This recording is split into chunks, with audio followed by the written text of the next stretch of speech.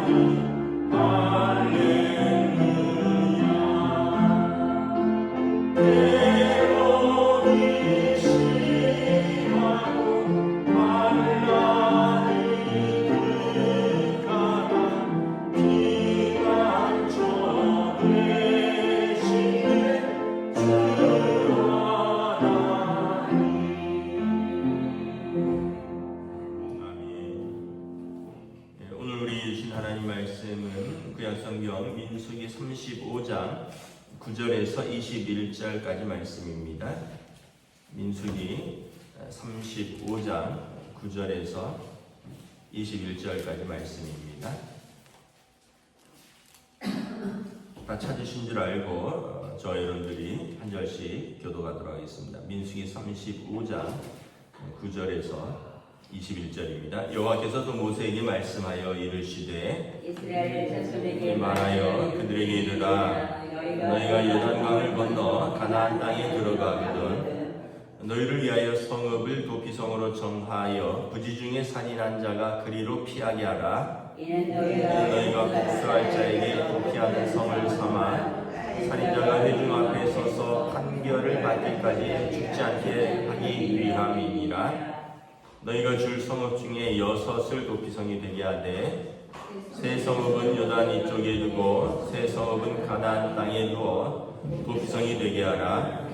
이 6 성읍은 이스라엘 자손과 타국인과 이스라엘 중에 거류하는 자의 도피성이 되리니 부지 중에 살인한 모든 자가 그리로 도피할 수 있으리라. 만일 천련장으로 사람을 쳐 죽이면 그는 살인자니 그 살인자를 반드시 죽일 것이요 만일 사람을 죽일 만한 돌을 손에 들고 사람을 쳐 죽이면 이는 살인한 자니 그 살인한 자는 반드시 죽일 것이요 만일 사람을 죽일 만한 나무 연장을 손에 들고 사람을 쳐 죽이면 그는 살인한 자니 그 살인자는 반드시 죽일 것이요 피를 보복하는 자는 그 살인한 자를 자신이 죽일 것이니 그를 만나면 죽일 것이요 만일 위험에 까닭에 밀쳐 죽이거나 기회를 엿보아 무엇을 던져 죽이거나 함께 있습니다. 아기를 가지고 손으로 쳐 죽이면 반드시 죽일 것이니 이는 살인하였습니다. 피를 보복하는 자는 살인자를 만나면 죽일 것이다. 아멘. 할렐루야. 네, 오늘 새로운 하루, 새로운 한 주가 시작됩니다. 하나님께서 은혜와 평강으로 함께하여 주시기를 축복합니다. 오늘은 도피성에 관한 것인데요. 하나님께서 레위 지파에게 48성읍을 떼어주어서 그들이 이제 하나님께서 레위 지파에게는 땅을 기업으로 주지 않고 하나님을 기업으로 삼아 하나님을 섬기게 하되 너희 가운데 각 지파가 성읍을 48개 떼어주라고 했습니다. 그러니까 이제 레위 지파는 어느 한 곳에 모여 사는 게 아니라 이스라엘 전역에 이렇게 흩어져서 살면서 하나님과 백성을 섬기는 사람들입니다. 그런데 그 48성읍 중에 6절에 보면 도피성으로 6성읍을 구별하라는 거죠. 도피성은 뭐냐면 부지 중에 살인한 자, 그러니까 과실치사입니다. 일부러 죽인 게 아니라 무슨 어떤 사고로 사람을 죽였으면 그 사람이 일단은 재판을 받아서 사고로 죽인 것인지 일부러 죽인 것이 판단할 때까지 피할 수 있는 곳이고요. 만약에 사고로 죽었다면 그 사람은 사형을 받지 않고 그 도피성에서 평생 살면서 생명을 연장할 수 있게 됩니다. 그러면은 이 도피성이 어디 있느냐 하면 요단 동편에 세 곳, 요단 서편에 세 곳, 그리고 위치를 보면 북쪽에서 남쪽까지 골고루 이렇게 또 있습니다. 그러니까 6개가 위에서 아래로 동서로 3개씩 해서 골고루 있다라는 거죠. 그 이야기는 뭐냐 하면 누구나 가장 빠른 곳으로 가서 재판을 받기까지 피하여서 생명을 보존할 수 있다는 거죠. 이스라엘의 전체 길이가 서울에서 한 대전 정도 되거든요. 그러니까 한 200km 정도 되니까 전체 길이는 200km고 뭐 폭은 강을 하나 두고 있으니까 우리로 말하면 강남과 강북이라면 강이 있으면 빨리 피하기가 어렵잖아요. 그래서 강 오른편에 3곳, 강 왼편에 3곳 도피성을 두고 서울과 대전 사이에 3곳을 둬서 가장 가까운 곳으로 도피할 수 있도록 한 겁니다. 이제 어떤 사람이 이제 과실치사냐 하면 이제 예를 들어서 나오는데 이제 어떤 사람이 두 사람이 가서 나무를 이제 하러 갔는데 도끼로 나무를 패다가 자루에서 도끼 날이 빠진 거예요. 그래서 이걸 휘둘렀는데 도끼 날이 빠져서 옆에 서 있던 사람의 머리를 맞췄어요. 그래서 그 사람이 죽을 수 있잖아요. 이런 거는 과실치사죠. 과실로 사람이 죽게 되었다는 거죠.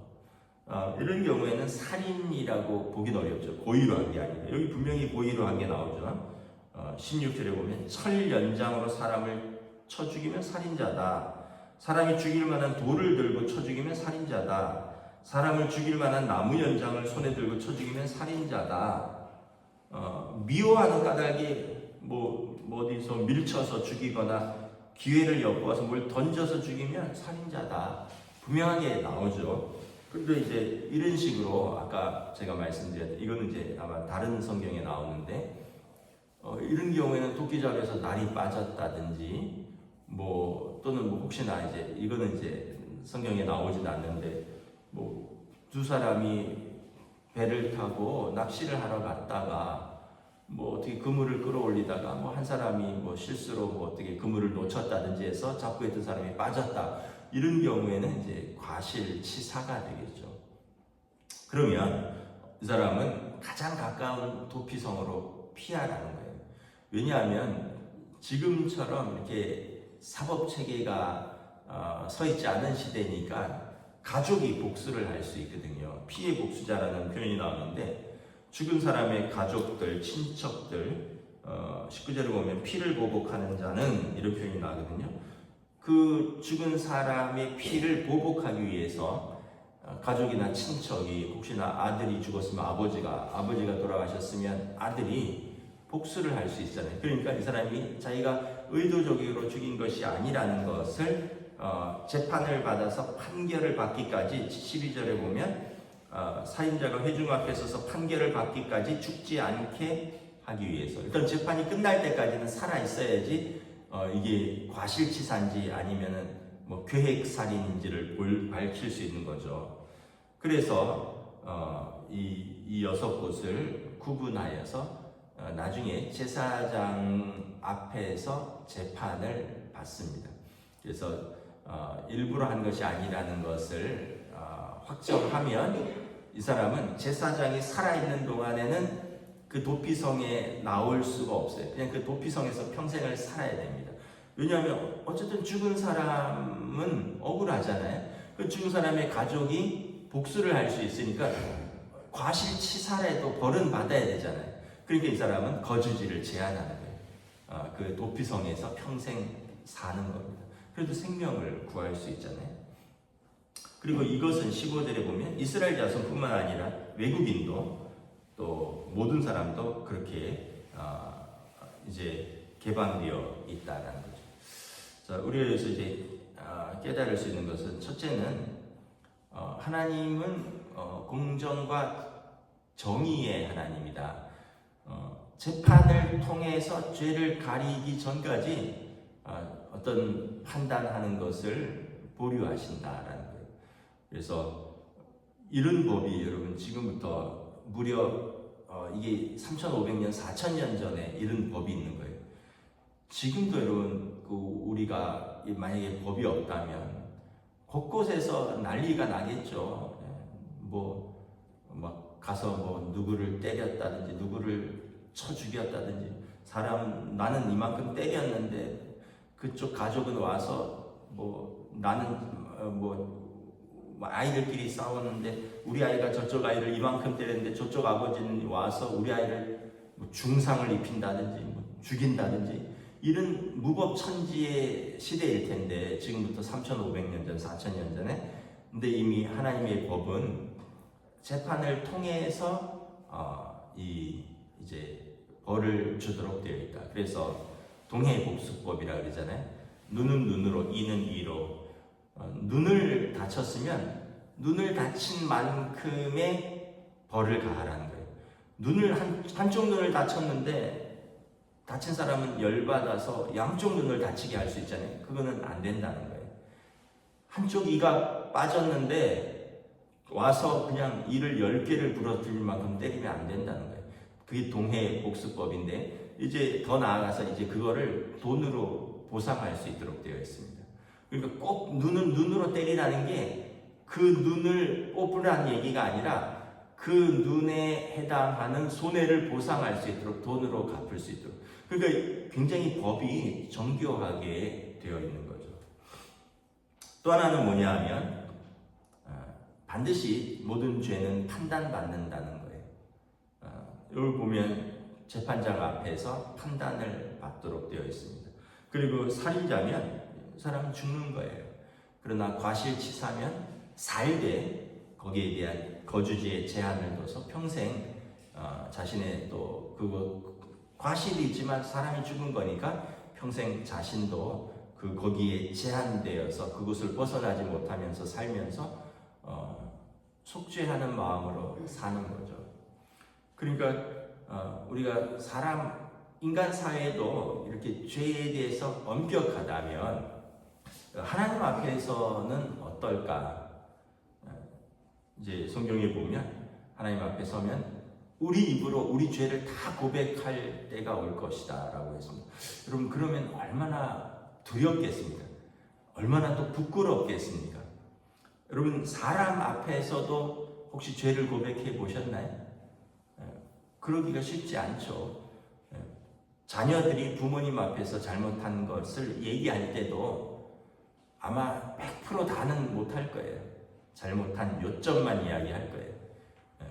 그런데 여러분, 우리가 사람 앞에서도 우리의 의도와 우리의 잘못한 말과 행위를 그대로 할 수가 없는데, 왜냐하면 부끄러우니까. 그게 죄인 걸 스스로 아니까. 우리가 하나님 앞에 섰을 때 우리가 벌거벗은 것처럼 우리 죄를 우리 입으로 다 고백한다라고 했을 때 여러분, 얼마나 우리가 두렵겠습니까? 내가 그런 말을 내 입으로 했습니다. 내가 그런 마음을 가지고 그렇게 했었습니다.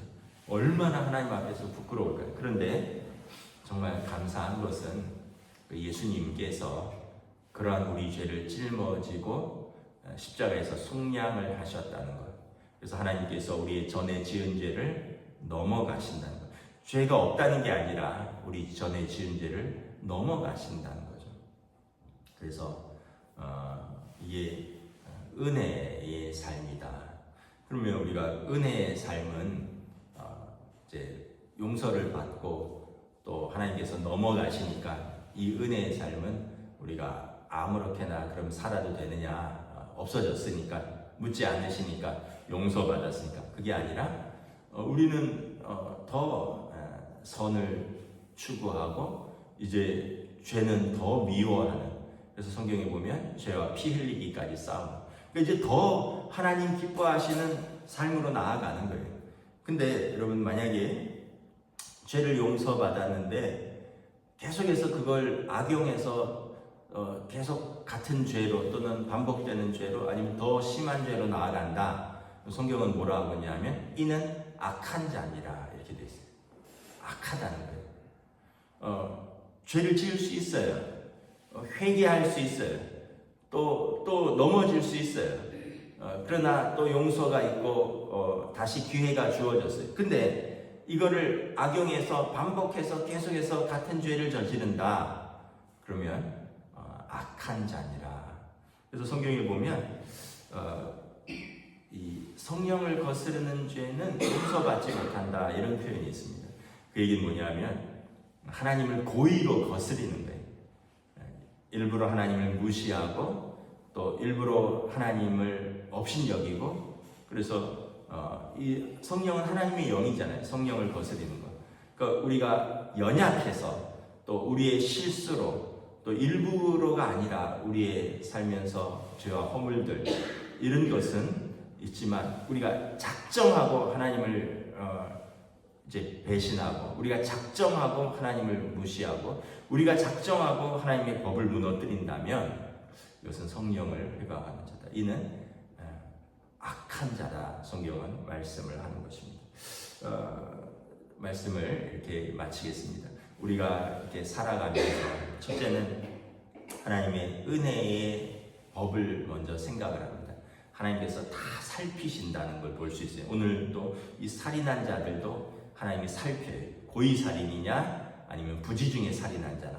불인지 중에 살인한 자라면 또 그가 살아갈 방법을 또 생각해 주시고 재판을 통해서 억울함을 밝힐 기회를, 그러니까 하나님께서는 은혜의 하나님, 다 세밀하게 살피시고 또 판단하시는 하나님. 그리고 또 하나는 그렇지만 하나님은 공의의 하나님이시다.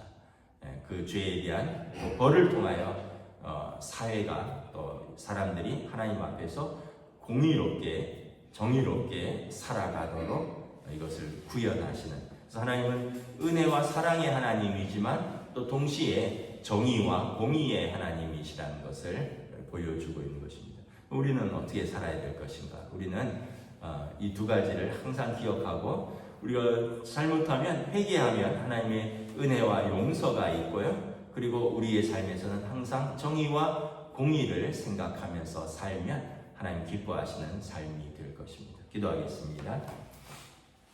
하나님의 은혜를 감사합니다. 오늘 도피성을 통하여 부지 중에 살인한 자들을 구제할 성읍을 동서로 남북으로 그래서 가장 가까운 성으로 도피하여 살 수 있도록 6곳을 지정하라라고 말씀합니다. 그리고 이것은 이스라엘에 거주하는 자 중에 그 백성뿐만 아니라 타국인이라도 그렇게 하여 재판을 받아서 고의로 살인한 것이 아니라는 것이 판단될 때까지 그가 살 길을 열어주라라고 말씀하고 있습니다.